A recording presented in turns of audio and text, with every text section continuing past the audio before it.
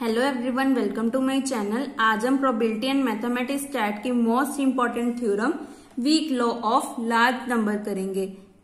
This theorem is most important for 8 marks और ये theorem आपको स्टेट एंड प्रूफ आएगी। तो आपने जो इसकी स्टेटमेंट है वो एज इट इज लर्न करनी है। तो इसकी स्टेटमेंट क्या है? लेट एक्सएन, एक्सएन क्या है? हमारी एक सीक्वेंस है रैंडम वेरिएबल्स की with E of xi is equal to mu i. हमारी जो एक्सपेक्टेड वैल्यू है वो किसके इक्वल है? म्यू आई के। And bn is equal to v of x1 plus x2 plus up to so on xn less than infinity.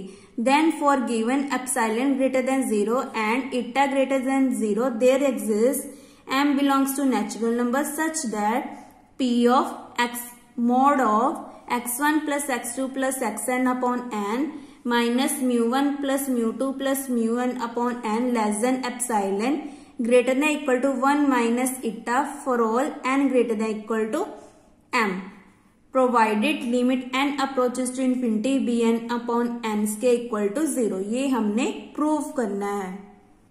So weak law of large number को prove करने के लिए आपने सबसे पहले तो यहाँ पे लेमा प्रूव करना है बाय शेबीशेवी इनइक्वालिटी, जो हमारी सेकंड थ्योरम थी और ये हमारा फर्स्ट लेक्चर था। अगर आपने शेबीशेवी इनइक्वालिटी नहीं की है तो डिस्क्रिप्शन में प्लेलिस्ट का लिंक गिवन है, आप वहां से देख सकते हैं। सो शेबीशेवी इनइक्वालिटी की कंडीशन क्या होती थी? P of mod of x minus mu less than k या less than epsilon is greater than equal to 1 minus, यहाँ पे के सिग्मा है हमारा, k sigma greater than equal to 1 minus 1 upon k square. अब हमने क्या कर दिया? के सिग्मा की जगह एप्सिलॉन लिख दिया। तो एप्सिलॉन की वैल्यू के की वैल्यू क्या आ जाएगी? के हमारे पास क्या होता है? कांस्टेंट पैरामीटर होता है और एप्सिलॉन की वैल्यू बहुत छोटी होती है क्योंकि एप्सिलॉन कहाँ पे लाई करता है? 0 से लेकर 1 तक। तो हमने टेक कर लिया कि एप्सिलॉन किसके इक्वल है? के सिग्मा के। तो यहां से के की वैल्यू आ गई एप्सिलॉन अपॉन सिग्मा। तो यहाँ पे हमने पुट कर दिया तो रेसिप्रोकल करके क्या आ गया? Sigma square upon epsilon square. इसको हमने यहाँ पे यूज कर लिया और x की जगह हमारा क्या आएगा? x1 plus x2 plus xn upon n minus mu का मतलब e ऑफ x। तो e ऑफ x क्या आ जाएगा? x1 plus x2 up to so on xn upon n less than epsilon greater than equal to 1 minus sigma square. Sigma square मतलब v of, क्योंकि sigma square किसके equal होता है? Variance of x के। और म्यू किसके equal होता है? हमारा e ऑफ x के। तो यहाँ पे x की जगह क्या आ जाएगा? x1 plus x2 plus xn upon n upon epsilon square as it is. तो यहाँ पे हमने शेबीशेवी इनइक्वालिटी यूज कर ली। नेक्स्ट स्टेप पे एप्सिलॉन को सेपरेट कर दिया और e ऑफ x1 किसके इक्वल है? हमारा गिवन है हमारे पास e of xi is equal to mu i for all natural number. Natural number हमारे कहां से स्टार्ट होते हैं? 1 2 3 अप टू सो ऑन। इसका मतलब e of x1 is equal to mu 1, e of x2 is equal to mu 2, e of xn is equal to mu n। Then यहाँ पे हम वैल्यू पुट कर देंगे नेक्स्ट स्टेप में और यहाँ पे ये terms as it is. And v of x1 plus x2 plus xn की जगह हम क्या लिख सकते हैं? bn और n को कॉमन निकालने के लिए तो यहाँ पे क्या आ जाएगा? 1 अपॉन n स्क्वायर, क्योंकि v को के आगे निकालने के लिए हमेशा क्या आता है?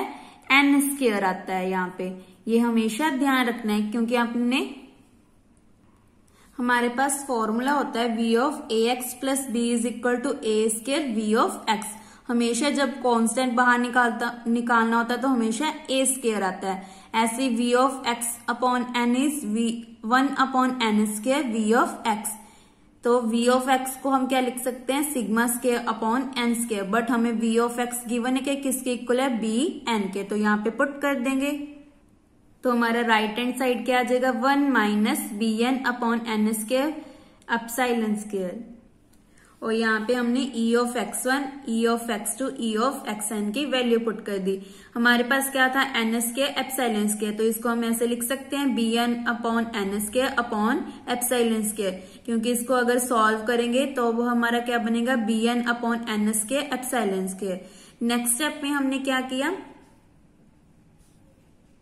वैसे तो ये स्टेप करने की जरूरत नहीं है, आप इस स्टेप को काट दो, यहाँ पे लिख दो एन स्क्वायर, अगर आपको ऐसे कंफ्यूजन हो रही है।